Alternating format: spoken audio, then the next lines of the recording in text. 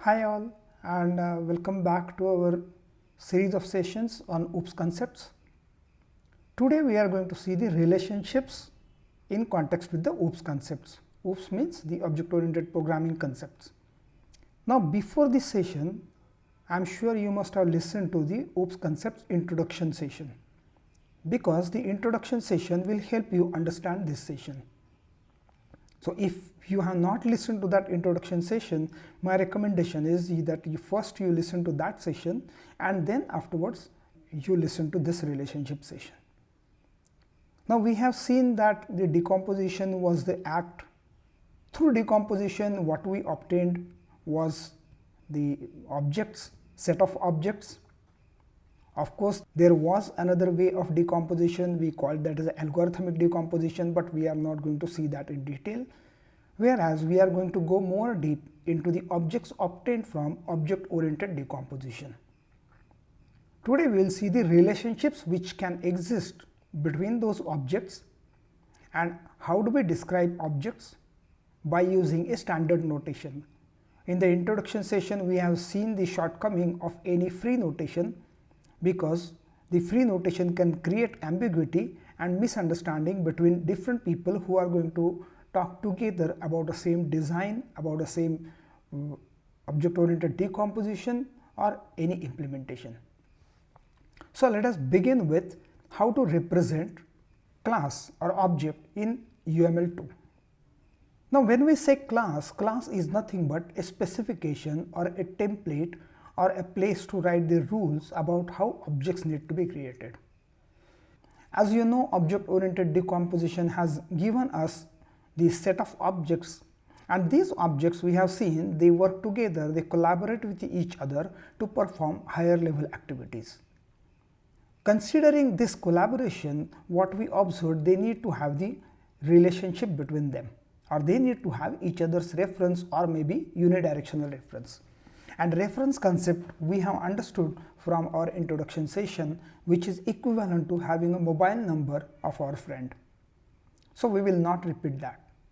Now we will focus on how to represent a class and what is a class. So if you observe here, this class representation in UML, it contains three partitions. Basically, you will observe a class is represented as a rectangle with three partitions. The topmost partition, which you can see here, we give a name of the class here. So vehicle is a name of a class, and as you know that my vehicle, your vehicle, this vehicle standing in front of our house, all these are specific instances of class or type called as a vehicle. Now if at all we want to describe vehicle, how should we describe it? This is what is the topic of representing a class. To understand a concept of a class, we need to understand a fictitious situation. Imagine you are entering to some seminar hall, and at the entrance of the seminar there is a team from organizers side who is sitting with the tables, and these organizers, they want you to fill up some small form because they want to track a data.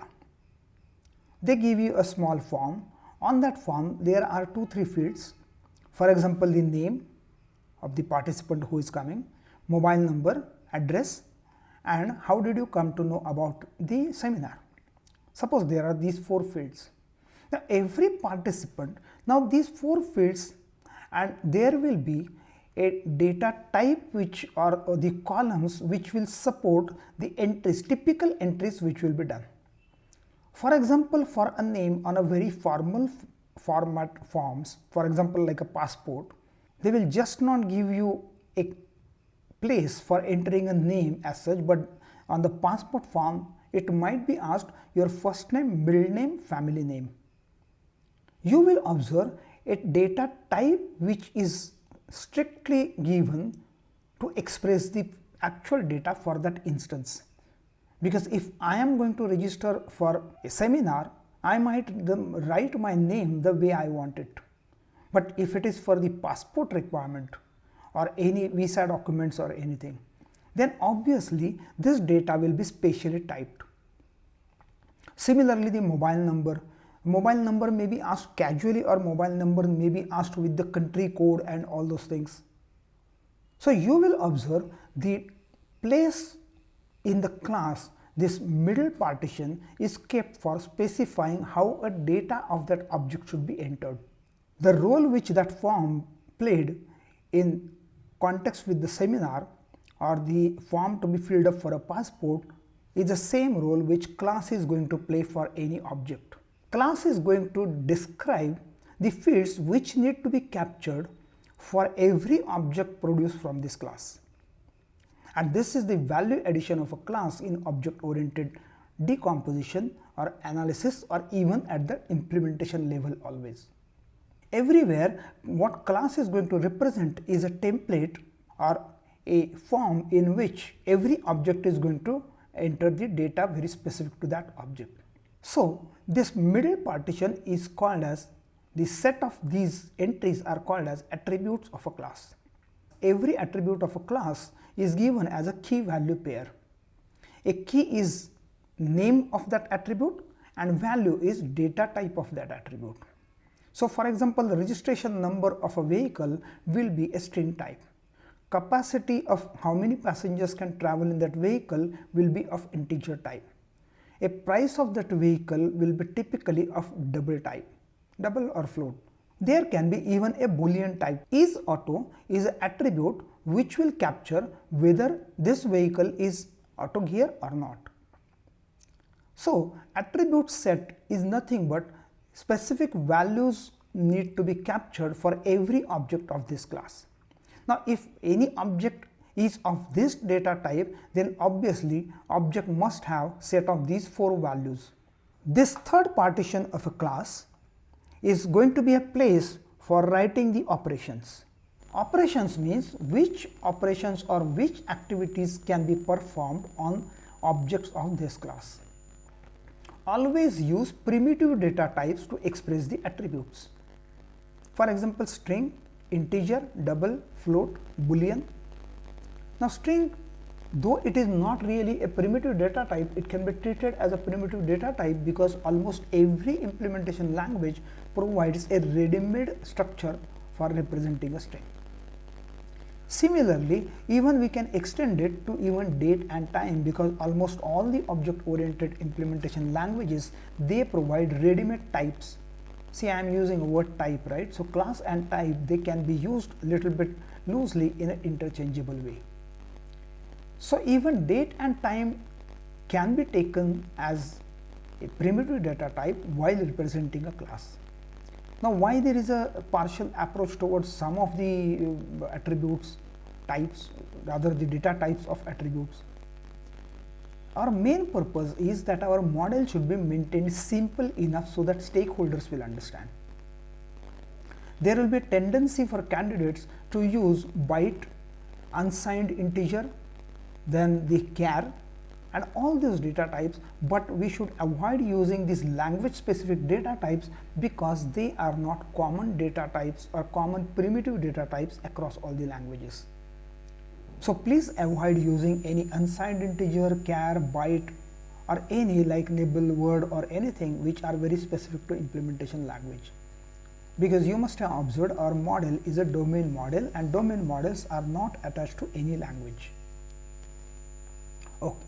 So we have seen that these 3 partitions, the top partition is for the class name, middle partition is for attributes, and the last or the third bottom partition is for describing the signature of operation which can be called on this vehicle. These are nothing but capabilities of every object created from this class.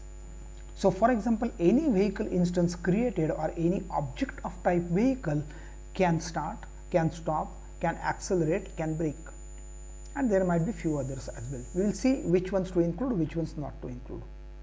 So this is about a class. So class is more of a template in summary, or it provides rules at one place how the objects of this type should be created.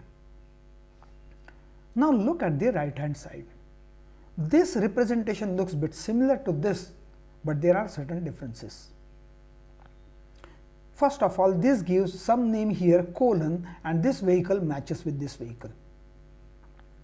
So this first one is a name of that object, or we can say a handle to that object. You know, when object gets instantiated somewhere in the memory in reality, there is some space which is reserved for that object where actual data will be stored, and there will be a handle to that object through which the programmers can access the values of that and they can modify it. This is that handle, or we can say a reference. But forget about reference or the handle, we will treat this as an object name, because we want to distinguish multiple objects from each other. Sometimes it is required, because my vehicle and vehicle standing in front of my house, they need not be same. These two are different instances of class called as vehicle, and they need to be distinguished separately. So to distinguish between object representation and a class representation, a syntactic change is there. We provide underline. Now how to give this underline? Point is, these are called as UML diagrams. This is part of a UML class diagram. Now UML diagram can be drawn on paper and pencil. That's the greatest advantage of UML diagrams, that we do not need any specialized tool for that. But there are tools available online. UMLET is one of the tools. UMLET, if you search on the online net UMLET, you will get that tool. It's a very self-explanatory, very simple tool to use, and this is free for usage. So you can use UMLET to draw these diagrams. Now how to draw underline and all those, we are not going to talk anything in this session specific to any tool, because there are multiple tools available to draw these diagrams, and there are even modeling tools like the Rhapsody and the Rational Software Architect and others. So we will not talk about any specific tool specific discussion. Now this representation, remember this underline is a part of a syntax, UML syntax. With underline, with object name colon type name, we understand that this is representing an object.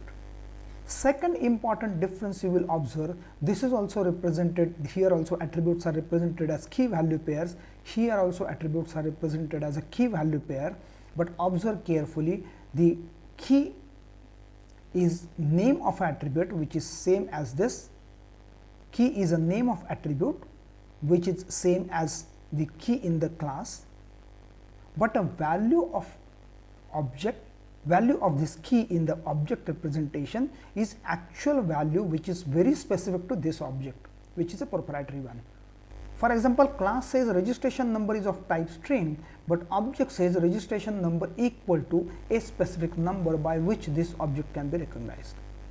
Capacity also 32, and you will observe object provides actual values for that object, which obviously should follow the rule of data type. If there is a capacity in int, we cannot provide float or double here. So you will find these two are in sync with each other or in line with each other.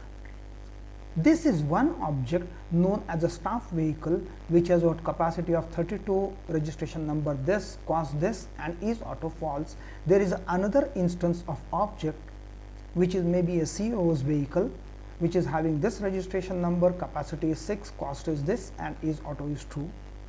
Many times in our class models, you will observe there are sometimes situations in the initial discussions where really a name of object is not important, or we have not arrived at an appropriate place in our design stage where we have given names to each objects. And in such a case, even we can keep object without handle or without name, because it is more about a values which we are talking about, and at a later stage a name can be assigned to it. So this is called as, typically we can have like an anonymous object. Do not get confused with anonymous classes with this concept. They are very language specific. So this is not about an anonymous class. We are simply saying we have not assigned any name to this object because it is not important The name is not important, the value set is more important. So this is a way the objects can be described, and you must have observed now a class has got potential that multiple objects can be created from a single class description. In fact, millions of objects can be instantiated or created based on only one description set in the class. You will observe one more thing, that in class description there are 3 partitions, but in object description I have shown only 2 partitions. We do not include the third partition, it is not necessary. We have seen how the primitive data types can be represented in a class description. For example, this registration number, string, int, boolean, double, how they can be represented by giving a colon, and appropriate values, how can those be described. Let us now think of a data type which is like a user defined data type or a composite values data type. Now this composite word, please do not misunderstand along with the composition keyword, right? Composition, which we are going to face afterwards, has got nothing to do with this composite data structure. This is typically in the structures language or data structures or data types language, it's a data type which requires further parts to describe its data type. Let us take example and imagine vehicle has got a registration number, a capacity, price, is auto, and vehicle also has got an engine.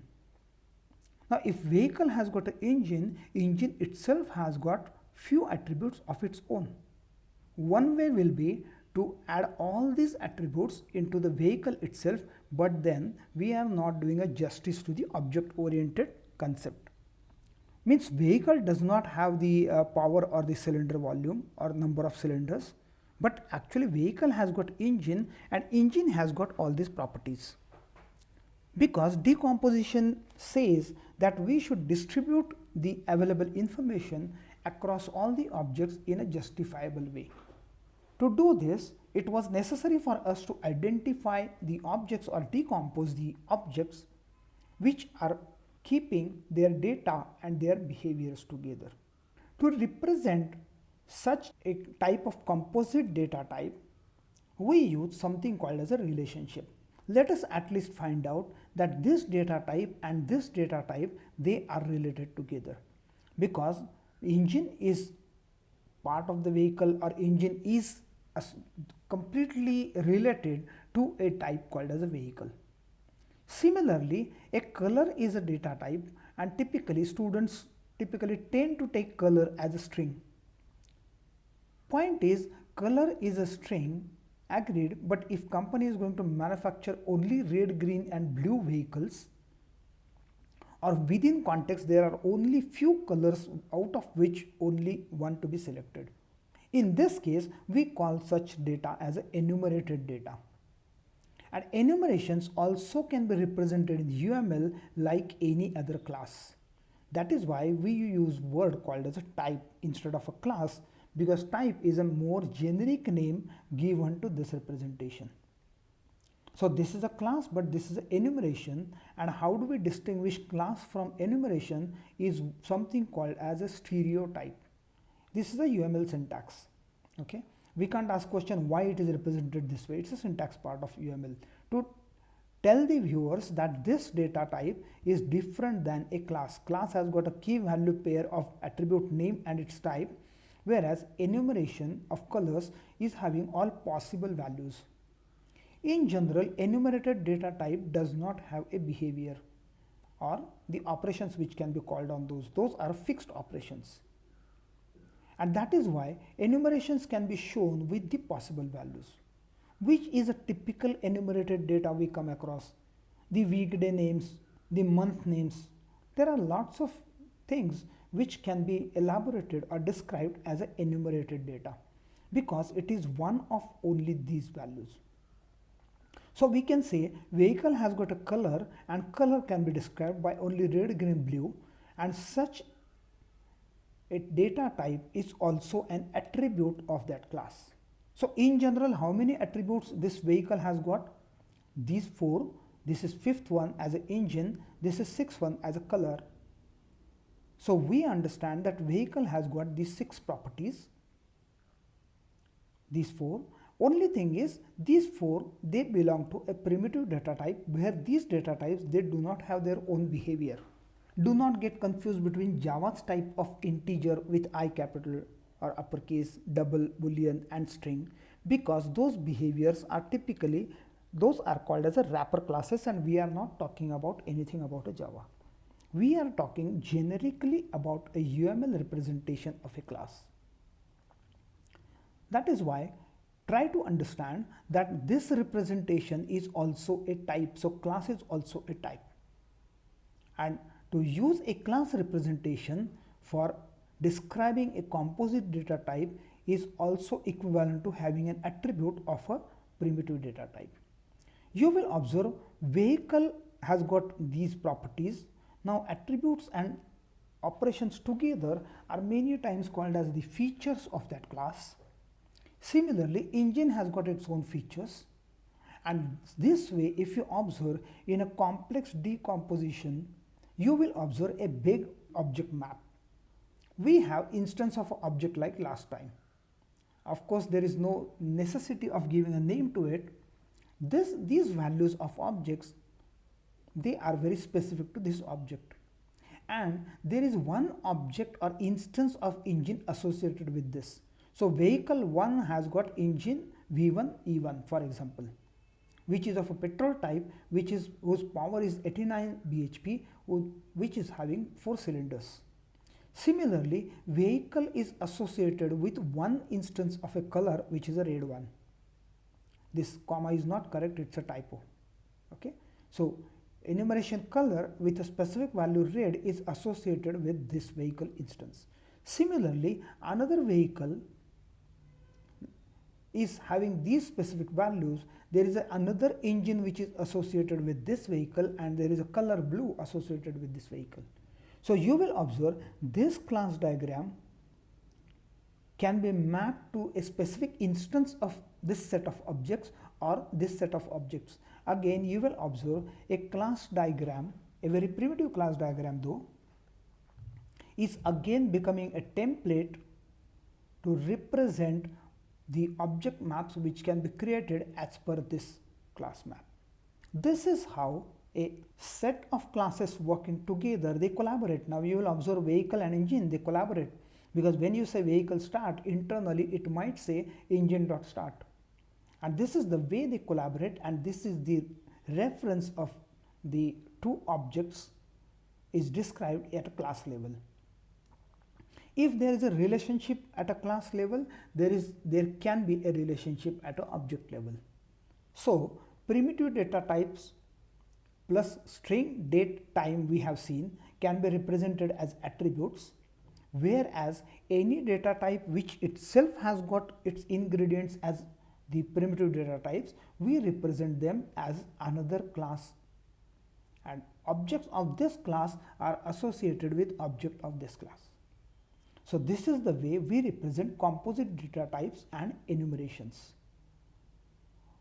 This way we will go ahead with understanding the relationships between classes, because these are the specific relationships. There are types of relationships which can exist between the classes. Now we have arrived at the first relationship, which is called as association. Association as a relationship can exist between two classes, where the classes do have existence or the objects of these two classes. Now we know that person is a class, car is a class, company is a class, and we know instance of persons, for example Amar, Akbar, Anthony, are existing in our software situation. And in introduction session you have seen, when we say this person is a class, it is not a real person who you can see in the class, who you can see in the company. It is a representation of that real object into our software. We are talking about it. So this person instance is described by maybe name and driving license number. And so Amar, Akbar, Anthony, all three are described with 3 sets of values. Similarly, car, the car 1, car 2, car 3 might be 3 cars. company may be persistent as a company, TIPCO, IBM, Microsoft, Google, all these are instances of companies.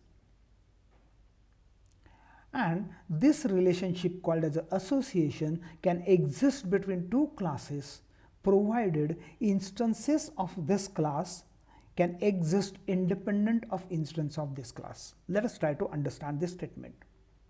Amar, Akbar, Anthony, these objects can exist in our software independent of whether there are car 1, car 2, car 3 or not. If car 1 object is deleted, there is no reason to delete Amar, Akbar or Anthony's objects. Vice versa, it is true that these three objects can be there and cars can exist independent of those. So, instances of these classes are existing independent of each other, but they are coming together with some specific purpose of collaborating and achieving a higher level behavior. Now, what is that collaboration? We can name that collaboration. Why person and car are coming together? For driving purpose. And we say person drives car. This solid arrow, there is a way in every tool to draw it. You will have to find out based on which tool you are using. If you are using paper and pencil, simply make a solid filled triangle. So this is nothing but a reading direction, and this is called as an association name. Why Amar and car 1 are coming together? For driving purpose. This is the way we represent the statements in our requirements by a specific unambiguous model represented in UML2.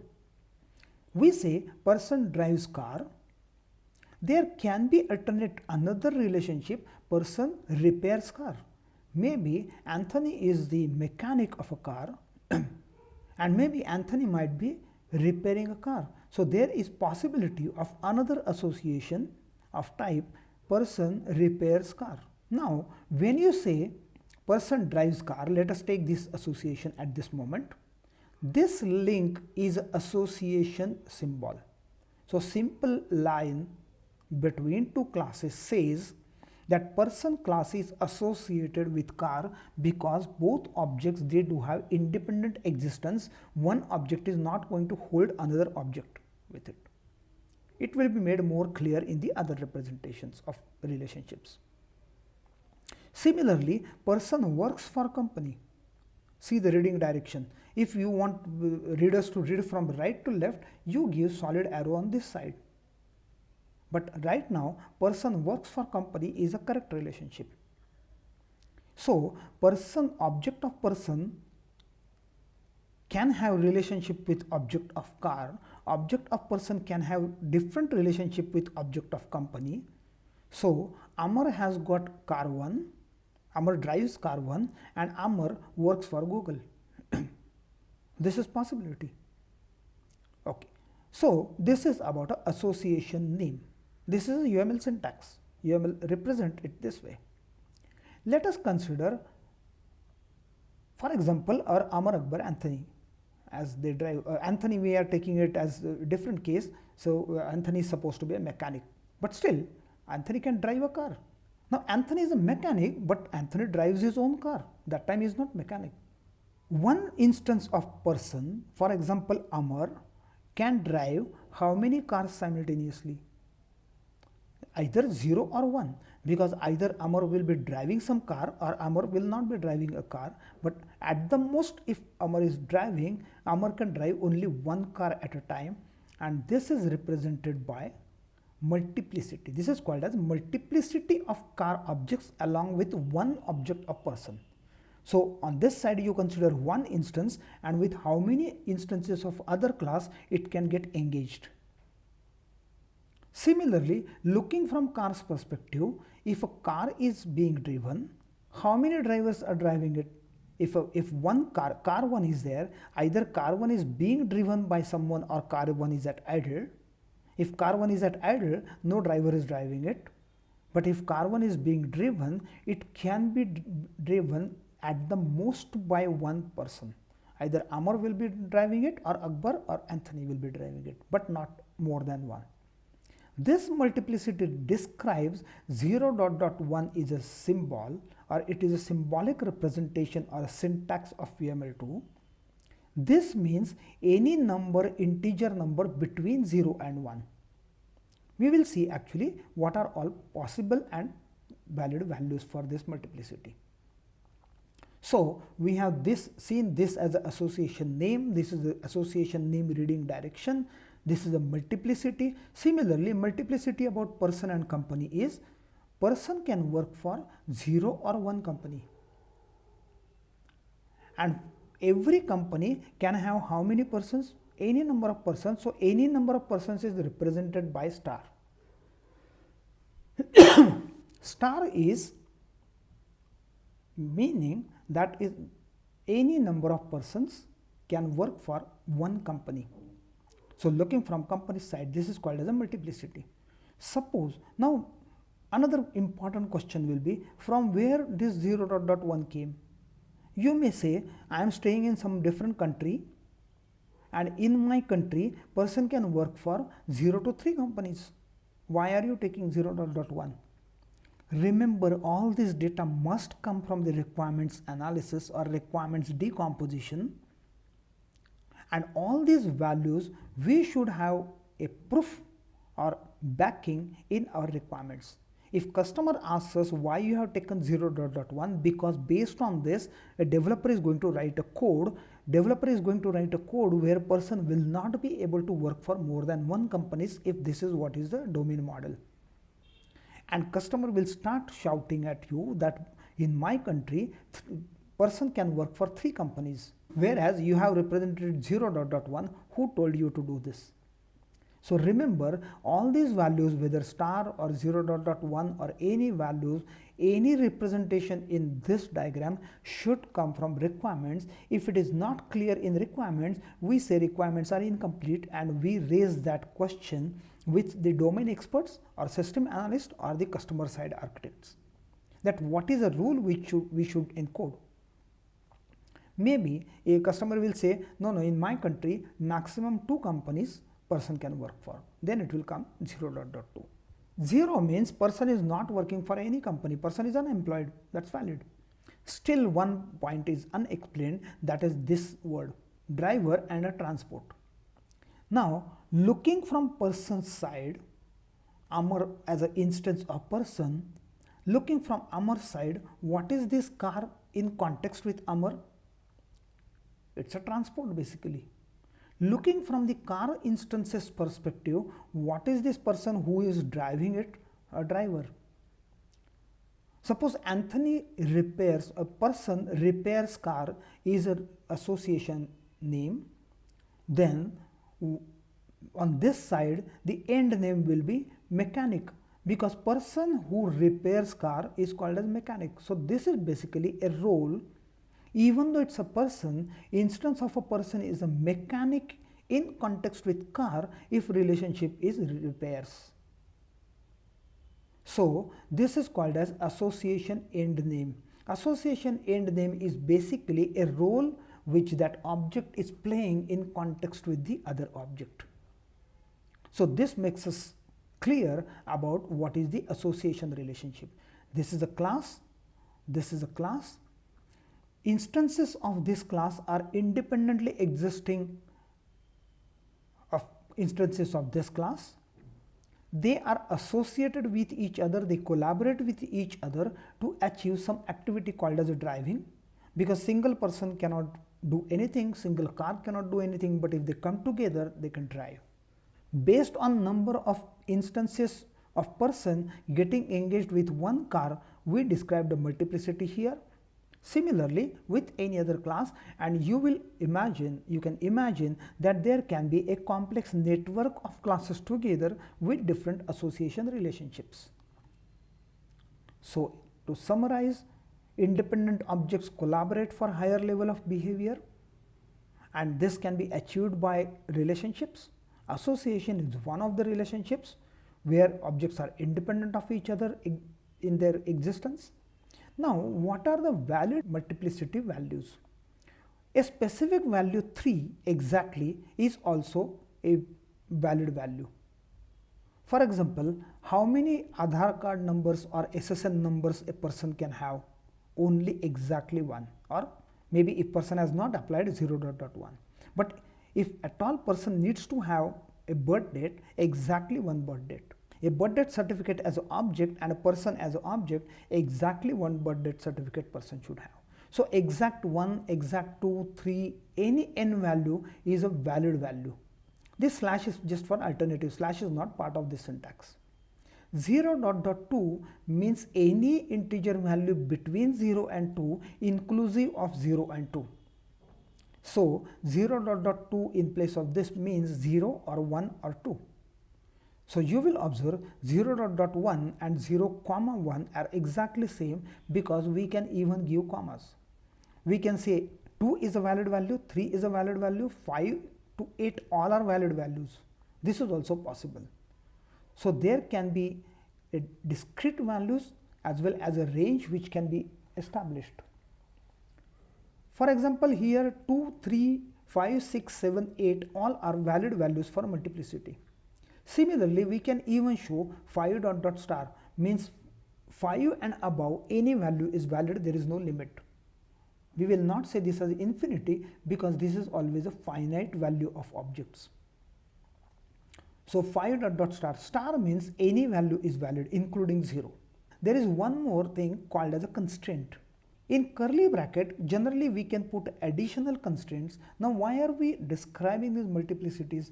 You will observe these are guidelines for making a design afterwards and of course for the implementation. Even it can be written only even, divisible by 3 or anything as a constraint. So if we write in curly brackets only even, then for these objects multiplicity is only even.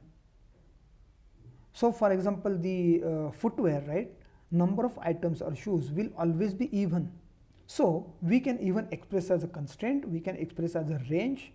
Obviously, it is very easy to get convinced that invalid values are any negative numbers because person driving -3 cars is absurd.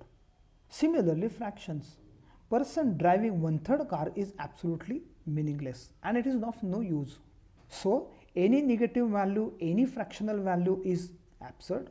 Those are invalid values. So starting from 0 above any integer value is a valid value for association relationship multiplicity. This is about an association relationship. Let us consider that there are students in a university with name and maybe study, play and do social work as some operations. There is a set of features under the class name called as a sports team. The sports teams can be formed by collection of students. The students are actually they belonging to university, they are not for purpose of playing, but sports teams can be formed by collecting the list of students, those who play for that sports. Similarly, a social circles. You will observe this relationship is different than association because basically this is a whole part relationship. Sports team is a whole and students are part of that sports team. With obviously there can be a name also that student plays for sports team and student contributes to social circle. There can be a name also as an association as such, but this relationship is little bit more stronger than association because it has got more concrete understanding of whole part relationship. Sports team is a whole and student is a part. Of course, relationships they exist between the objects of those classes as well. What is a multiplicity? One sports team can have how many students? 1 to 15. Again, now answer of this question is very easy. From where this came? This must have come from the requirements. Because university has put a limit that maximum 15 players can be there only in one sports team. That's true, we call it player. A student who is going to play for sports team, from sports team's perspective, that student is a in a player's role. Student who is going to contribute to a social circle, that student is in a role of a volunteer.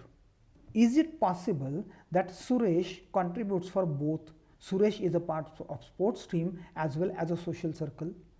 Yes, it is possible because Suresh can participate in 0 or 3 sports teams and Suresh can contribute to any number of social circles. So you will observe this relationship of aggregation or a whole part relationship. See, previously person was not going to be a container of car or car was not going to be a container of a person. Both were independent entities. But here sports team is formed by aggregate of students. Aggregate need not be always a list. It need not be always a set map. It can be even a tree also in very specific cases, not in sports team. But yeah, in a sports team also maybe a captain, vice captain, the group leader and all those, it can be possible, or in a social circle. It may be really a aggregate, meaning it can be even a tree structure as well. Basically it's an aggregate of these kind of objects, and again the multiplicities apply equally to it. This means student can register for 0 teams, that means for no team, or maximum 3 teams. Now we have seen the object. Let us get introduced to something called as an object diagram based on this class diagram. And we can, as I mentioned, we can give a specific values of objects to validate it. For example, Amar, Akbar, Anthony, Sita, and this should have been Geeta or something, some different name. This is a copy paste error. Okay, this is a typo. If at all there is any relationship existing between two classes, this is called as a link which can be established between the objects of those classes. Remember the differences. The relationships in classes can have multiplicities, association end names, association names, but in an object, link will never have any of those. Link is simply a link. Link means this object and this object, they can collaborate with each other. The social circle instance is suppose the health social circle and education social circle. There are two in context. Two objects are created. Amar has registered for health social circle and no sports team. Observe here 0 and many.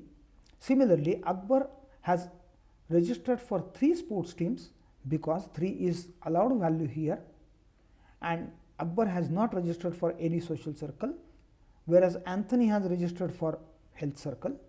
Similarly, Sita has registered for this, and please read this as a Geeta and S5. Instance called as Geeta has not registered for any social circle or even for any sports team. It is valid because any student can register for 0 or any number of social circles and 0 up to limited to 3 sports teams. So you will find object diagram can be in line with class diagram or it can be out, because if at all it is shown that some specific student has registered for 4 objects, then it is not in line with this. So by drawing a specific cases of objects, we can always use this as a test data for validating our model. This relationship is called as aggregation. It is an aggregate. This is a whole part relationship. This is a whole, this is a part. It is represented by a hollow diamond always on the container side or on the whole side. A simple relationship which represents aggregates. But remember, sports team and student, they have got an independent existence. Meaning students are existing for study purposes. So even instance of specific sports team is deleted, students will not get deleted. And if any specific instance of student is deleted because the person has gone to another place and taken out the name from university, sports team does not get dissolved. So both the sides of the class instances, they exist independently, but they do have some relationship of a whole part relationship, not only associated to as a relationship. Let us go to next relationship, which is still more stronger than aggregation. Stronger means it is more restricted. It is putting more restrictions. What is this relationship? For example, a bill of items. Bill of items means whenever we buy something from a mall or any shop, they give us the bill of items. And it shows serial number 1, say the books. They show number, rate per unit and total amount for that item. Similarly, the notebooks, pencils, pens, and all those things. So bill of items will contain a date, but bill of items contains item details of one type. And this is also a kind of aggregate. Bill of item contains item details as its rows. How many rows it can contain? At least one, but any number. Because if there is no item to be listed in the bill of item has got no meaning. So bill of item will contain maybe today's date, a total amount which is say 1800 rupees, and how many item details are there as a rows. Important difference we will observe, this is also container content relationship, but the contained item is completely meaningful only in context with the whole. If a bill of items is not there, this row does not exist, it has got no meaning. If an instance of bill of items is deleted, these rows will also get deleted. Few other examples of this are like a chessboard represented in our software and rows on that chessboard. If chessboard instance is deleted, rows cannot exist outside a chessboard. So whenever there is a lifetime association or the linking with two objects, if a container dies, contained object also dies, or contained object does not have its existence meaningful outside the context of container, we say this is a composition. This relationship we call it as a composition. The characteristics of composition are basically a container content relationship, because this is a container, and if container is destroyed, the contained items get destroyed. Deleting container forces contained objects to get deleted, right? And contained object does not exist outside a container, it's meaningless. Any row in the bill of items is meaningless outside a bill of items. Now let us see what happens to their objects.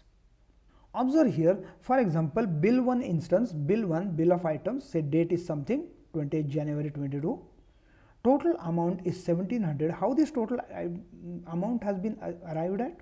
We know because there is a relationship between classes, there is a link between the objects. These are instances.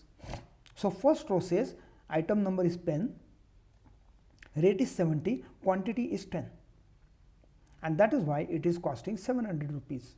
Item 2 is A4 size papers, A4 size paper boxes, okay, and each box rate is 200 and quantity is 5.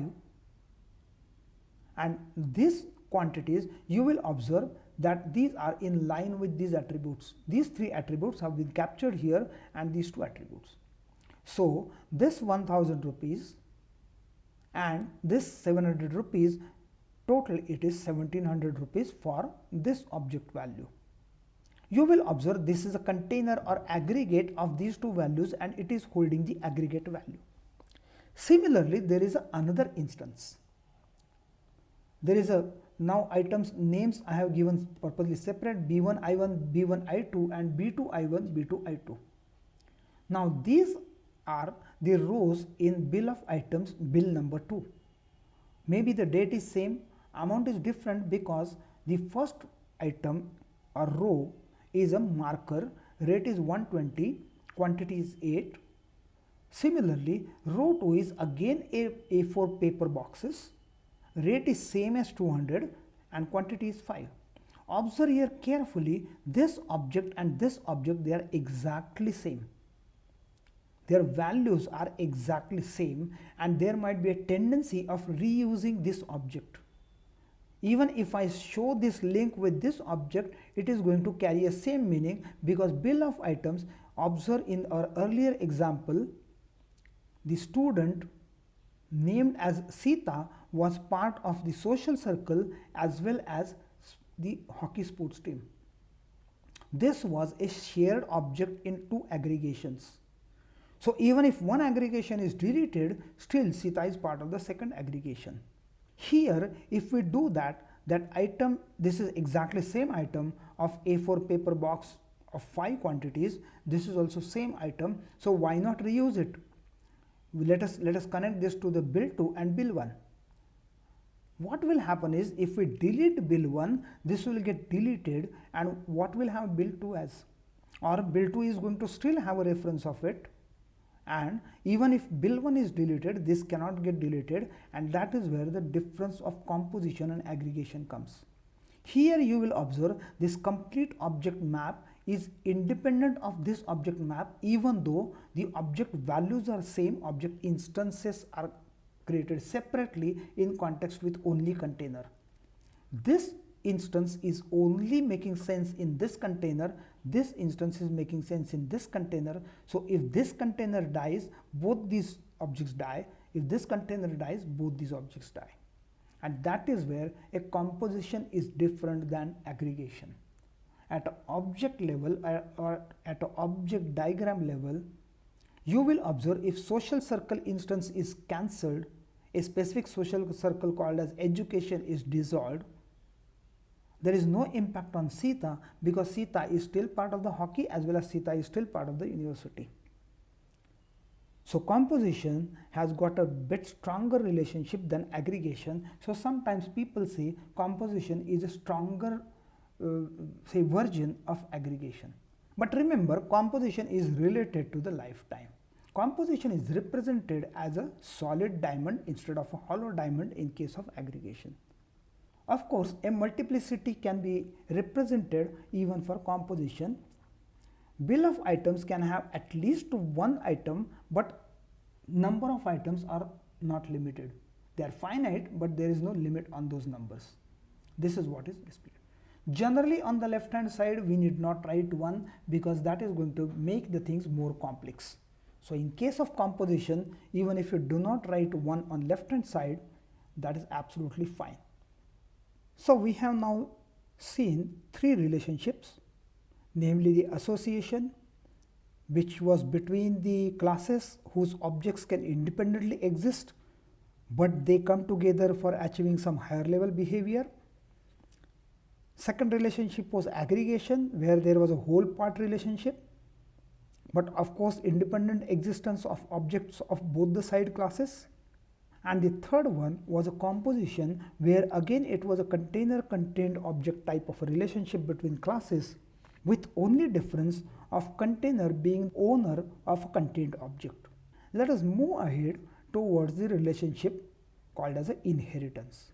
So whenever we start describing in our natural language objects that A is kind of a B, there can be a possibility that inheritance relationship exists.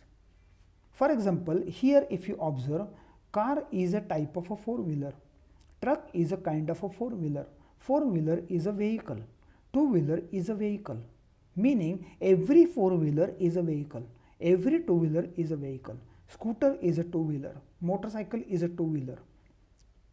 But car is not a steering wheel, two-wheeler is not a handle, two-wheeler has a handle as an integral part. Because two-wheeler and handle, if two-wheeler is not there, handle doesn't carry any meaning. Similarly, vehicle, every of these vehicles, it has got engine. A very special characteristic and really a gift of inheritance relationship, it can be called as a generalization specialization relationship. Meaning, car is a very special instance of any type of vehicle, but vehicle is a more generalized type of description. So if we address a car standing in front of our door as a car, we are talking about very specific characteristics of a car. For example, it may have a music system, you can play music system, but it is a vehicle, so every vehicle has got a registration number, hence car also must have a registration number. This indicates this is called as a child class. If we call this as a child class and this is a parent class in case of inheritance, then child class inherits or acquires properties of a base class. Meaning, inside a four-wheeler, inside its body, there is an instance of a vehicle also. You can imagine it that way.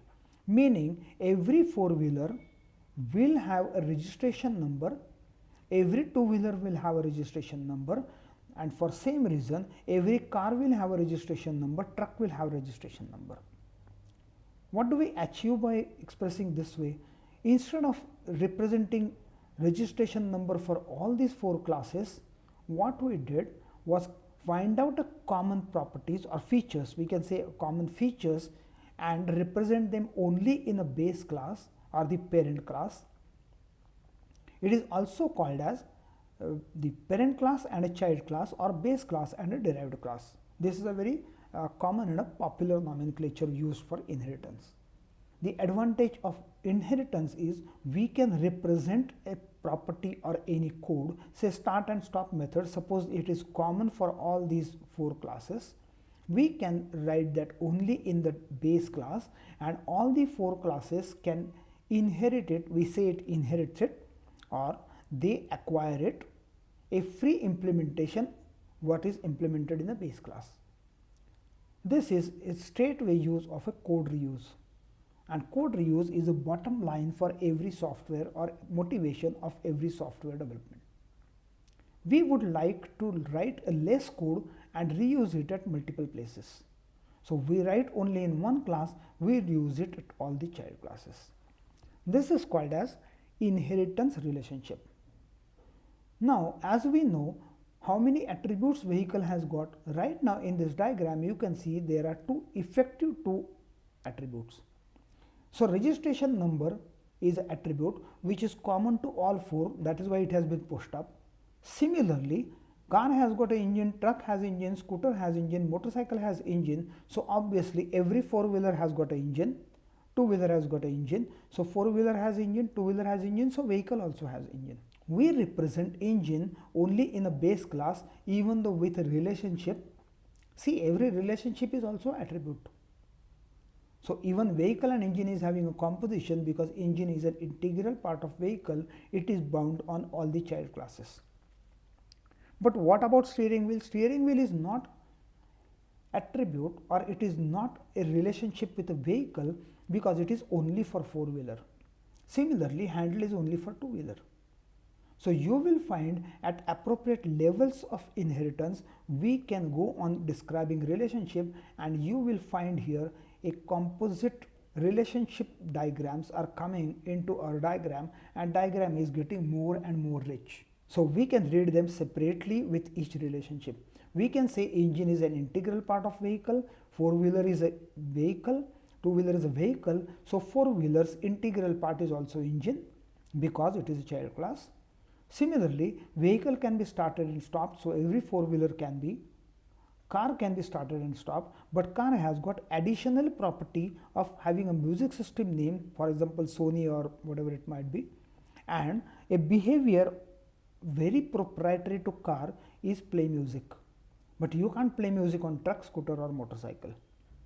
You will find every class has got features, meaning attributes and operations, which are of 2 types. Few are of its own proprietary features, and few it has acquired from its base classes.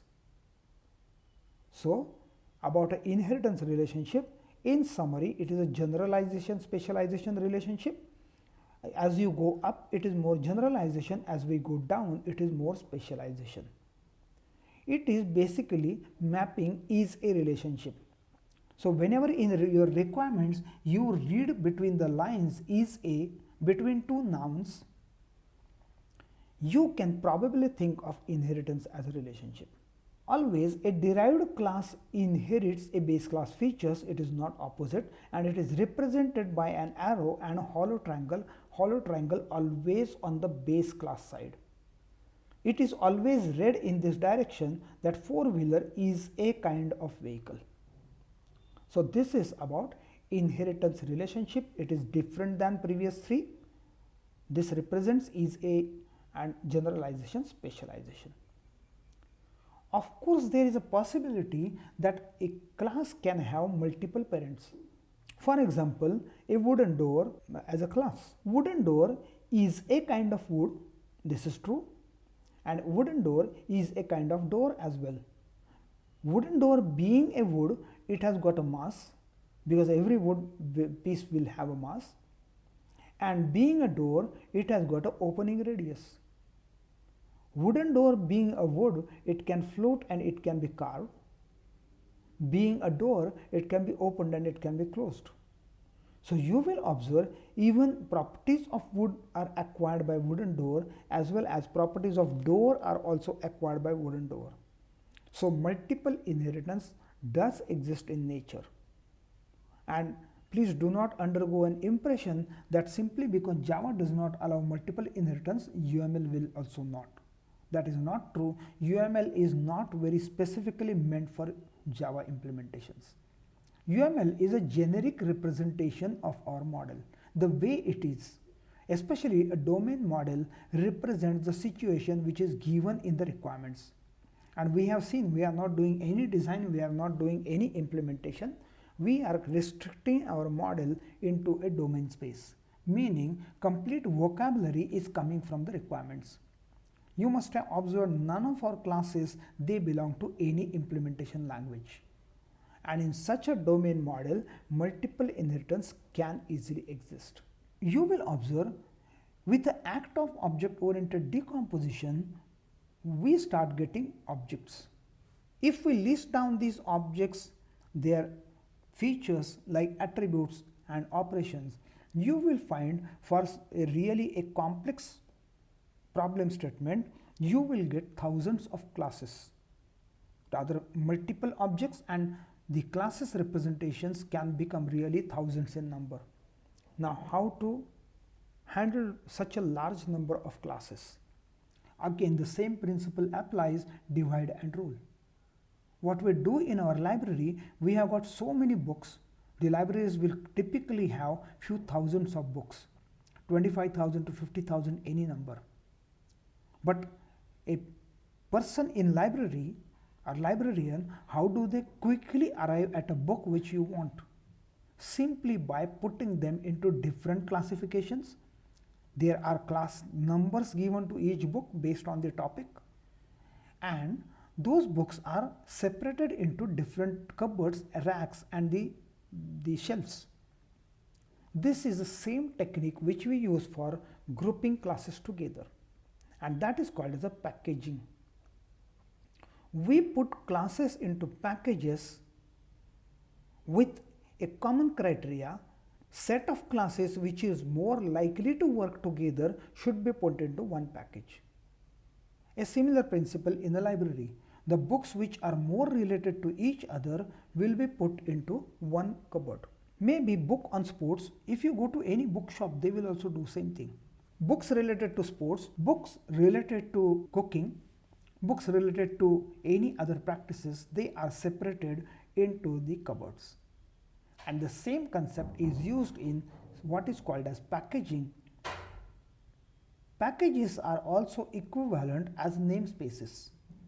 In some of the languages it is called as a namespaces, some implementation language it is called as a package, but activity is that splitting classes separate into different compartments so that we find classes more working together are kept into one compartment. And such a package has got some impact on our object-oriented decomposition, because objects which we have found through decomposition and put them into different packages will be able to access each other's data depending on whether they are in same package or not. We will see that into next slide. So in summary, classes, those collaborate more with each other will be in same package, otherwise they will be in separate packages. A name of a package suggests a name which is relevant to that group. For example, a library package, a content package, a payment package, there can be multiple packages in really a large project. Packages help us in isolating the group of classes which can be developed independently. We have seen in the project life cycle that you really require more number of teams to work simultaneously on the project, because we have realized that it is really not an individual effort but a team effort. Packages allow us to split them into modules or into subsystems, and such as subsystems or independent units can be given to independent teams for development, and at that end we can integrate them together. So packaging also helps us in making a good size of the number of classes to work on. So divide and rule principle is applied here as well. Now we come to very important aspect in object oriented programming or in object oriented analysis, design, whatever stage we are in. It is applicable at all the levels. Let us imagine now, really do not worry about the names of the classes. Names of the classes, they do not mean anything in reality. Names of the classes will help you remembering what we are going to learn now, called as a visibility. Okay, let us focus first on this class named as a base. This class has got 4 attributes and 4 operations. Together we are going to call them as a features. So a name of attribute suggests something which I'll be explaining you. For example, this attribute, its name is private attribute, which I have used for making it easy for remembering. So private attribute is always represented by a minus sign or hyphen in front of any attribute which you would like to have a visibility of private. Private visibility means this attribute or this private operation is visible only within the code of this class. It is visible only within the code of this class means private attribute, this placeholder where whatever name of this attribute can be or this operation can be, is not visible from this class called as InPackage, this class called as RentPortal, and this class called as Fuel Powered, because they are outside this class boundary. So private attribute is represented by hyphen or minus sign in front of it, which means it can be visible only inside a class. Next level is a default attribute. If any attribute or any operation does not show any specific symbol of visibility in front of it in UML diagram, it means this is a default attribute. It is also called as package level for the simple reason default attribute, default operation, or package level attribute, package level operation is visible in the same class code as well as any class code which the class is in the same package.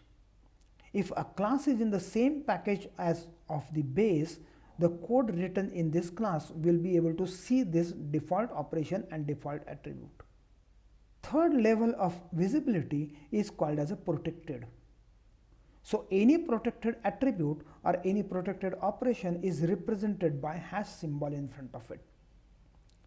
Now any protected attribute and any protected operation, in short called as a protected feature, is accessible obviously inside a class and any class which is a child class of this class. So this protected operation and protected attribute is visible in a class code written in the base named class as well as any code written in this fuel powered. So you will observe a code written in the start and stop method can access this protected operation or protected attribute. And a fourth visibility scope is public attribute.